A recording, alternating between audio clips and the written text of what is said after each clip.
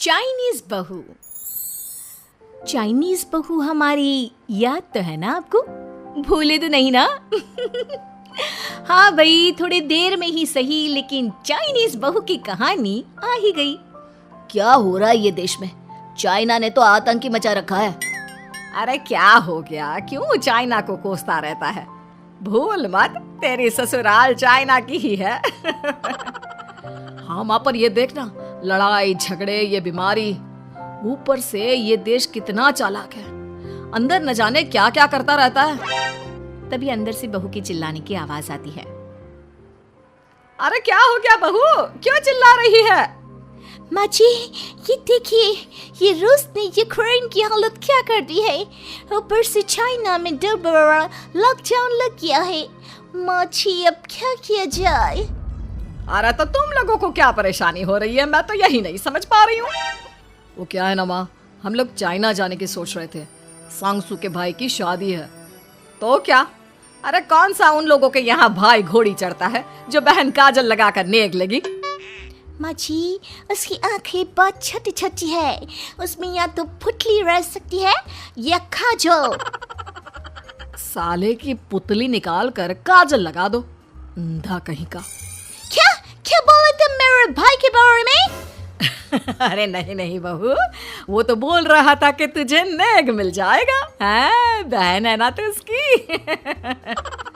नहीं नहीं माँ जी, मैं सब समझती, ये मेरे भाई का मजाक बनाते रहते। कितना सीधा है मेरा भाई, बिल्कुल छिपकली जैसा। नहीं नहीं बहू, सीधा गाय जैसा होता है। सही पकड़े हैं माँ जी। हाँ, तो मेरे भाई की शादी है, मैं चाइना जरूर जाऊंगी। तभी एक पड़ोसन आ जाती है। अरे नहीं नहीं बहू, तू कहीं ना जा, हम लोगों का मन कैसे लगेगा तेरे बिना। ले बहू, तेरे भाई के लिए ये शॉल रख ले, हमारी तरफ से गिफ्ट कर देना। अरे सब कितने अच्छे हैं, मेरी चाइनीज बहू को कितने प्यार से तुम लोगों ने एक्सेप्ट कर लिया। सच में बड़ी भाग्यशाली हूँ मैं। कैसी बात कर रही है? ये तो हम लोगों के देश की एक खूबसूरती है कि हर किसी को दिल से अपना लेते हैं, बस वो भी दिल से हमें अपना समझे। कैसी बात कर रही है आंटी जी? मेरे लिए आप सब सासू माँ जैसी ही हैं। मुझे भारत बहुत अच्छा लगता है, ये सबसे अच्छा देश है, मेरा भारत महान। वैसे भी लड़की की शादी जहाँ होती है वो तो वहीं की हो जाती है ना। जीती रे बहू, सही बोल रही है। औरत तो होती ही पानी की तरह है, जो जहाँ जैसे रखे वैसे ही शेप ले लेती है। आंटी जी, ये थोड़ा सा ज्यादा हो गया, समझ नहीं आया। नो प्रॉब्लम, मैं चाय बना कर लाती हूँ। फिर क्या, वो दिन भी आ जाता है जब बेटे बहू को चाइना जाना पड़ता है। वहाँ जाकर बहू का भाई कहता है, मेरे बहन आ गए, मेरे बहन आ गए। मैंने सबको बोला कि सब हिंदी में बात करेंगे, नहीं तो बहन नाराज हो जाएगी। थैंक्स बॉय, हिंदी मेरी भाषा है। आप मुझे उसमें बात करना अच्छा लगता है। आपने जीजा जी से मिलो। ओ बहन, तुम अंदर चलो। सभी बहू को अंदर लेकर चले जाते हैं, लेकिन सांगसू का पति, वो तो बेचारा चाइना के ससुराल के आंगन में अकेला खड़ा रहता है। काफी देर तक जब कोई उसे नहीं पूछता तो वो माँ को घर पर फोन करता है। हाँ बेटा, पहुँच गए ना कुशल मंगल? हाँ माँ, लेकिन सांगसू पता नहीं कहाँ है, वो तो अंदर गई है तब से बाहर आई ही नहीं। अरे कैसे बात कर रहा है? तो तू अंदर चला जा, तू बाहर क्यों है? अरे दामाद है तू वहाँ का, उन लोगों ने तुझे बिठाया, चाय पानी कुछ नहीं पूछा? नहीं ना माँ। तभी सामने से सांगसू आती है। क्यों आप अभी तक तैयार नहीं हुए? और ये बैग लेकर क्यों कमरे से बाहर आए? इसे वहीं रख देते। कमरा? कौन सा कमरा? अरे कैसी बात कर रही हो, जब से तुम अंदर गई हो मैं बाहर ही तो खड़ा हूँ। बहू को बहुत हैरानी होती है और गुस्सा भी आता है। तभी उसका भाई और माँ आ जाते हैं। और सांगसू, अंदर खाना लग गया है। पहले ये बताओ कि मेरे पति को किसी ने खाना या पानी क्यों नहीं पूछा? वो भारत से ससुराल पहली बार आया है, वो भी मेरे कहने पर। उनकी इज्जत क्यों नहीं की?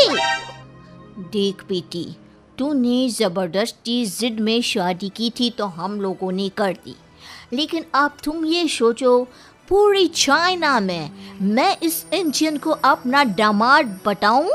So sorry. हाँ संगसू, और तुम भी चुप रहना, नहीं तो वो लोग मेरी शादी तोड़ देंगे। ओह, ऐसी बात है। कोई बात नहीं, मैं बाहर होटल में रह लेता हूँ, तुम वही करो जो ये लोग चाहते हैं। कैसी बात कर रहे हो? शादी के बाद पति जैसा भी हो, जो भी हो, पति होता है। वैसे भी तुम्हारे पूरे परिवार ने, सबने बिना सोचे मेरा साथ दिया, मुझे एक्सेप्ट किया, प्यार किया। मैं अपने देश में आपको अकेला कैसे छोड़ सकती हूँ? ये हिंदी फिल्म का ड्रामा बंद करो, मैं अब ये बर्दाश्त नहीं करूँगी। चुपचाप अंदर चलो, नहीं तो ये शादी वादी यहीं खत्म करके इसे अकेले ही इंडिया जाना पड़ेगा।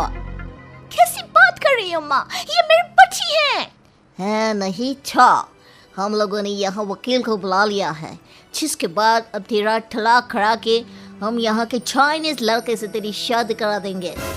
अरे कैसी बात कर रहे हो? हम तो यहाँ तुम्हारी शादी के लिए आए थे।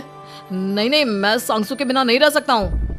हाई वोल्टेज ड्रामा होने के बाद से ही सारा माहौल खराब हो जाता है कि तभी एक लड़की आती है। मैंने सारा इंतजाम कर दिया है, सांगसू की शादी का मंडप परसों लग जाएगा, तब तक इसके पति को कमरे में बंद कर देते हैं। सभी सांगसू के पति का हाथ बांधकर उसे कमरे में बंद कर देते हैं। ये क्या कानूनी है? आप लोग मेरे पति के साथ ऐसा नहीं कर सकते हैं।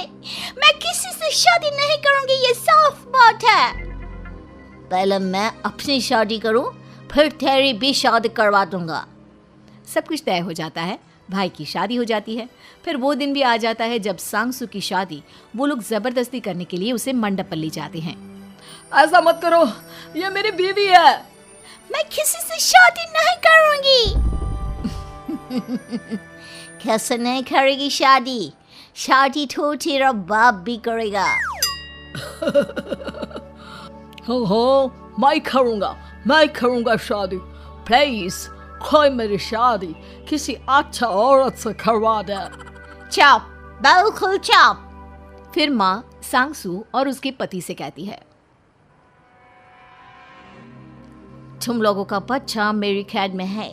अगर तुम लोगों ने कोई भी होशियारी की तो मैं इस बच्चे को मार दूंगी।